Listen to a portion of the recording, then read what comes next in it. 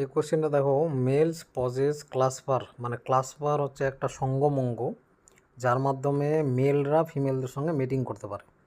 In pelvic ফিন্স in class, কার মধ্যে, কোন শ্রেণীর মধ্যে আমরা এই ক্লাসপার অঙ্গটা দেখতে পাই? এখানে সাইক্লোস্টোমাটা বলেছে। সাইক্লোস্টোমাটা, অ্যাগনেথা, ন্যাথোস্টোমাটা, এগুলো হচ্ছে কর্ডাটার আন্ডারে কিছু শ্রেণীবিভাগ আছে, তাদের নাম।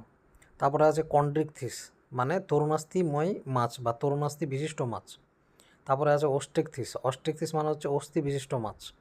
তার মানে যাদের অন্তঃকঙ্কালটা তরুণাস্থি দ্বারা গঠিত তাদেরকে বলা হয় তরুণাস্থি বিশিষ্ট মাছ, আর যাদেরটা অস্থি দ্বারা গঠিত তাদেরকে বলা হচ্ছে যেমন রুই, কাতলা, মৃগেল ইত্যাদি। আর কন্ড্রিকথিসের উদাহরণ যেরকম আছে হাঙর, তারপরে টর্পেডো ইত্যাদি হবে। শঙ্কর মাছ। অ্যাম্ফিবিয়া মানে উভয়চর, সঠিক অ্যান্সারটা হবে কন্ড্রিকথিস।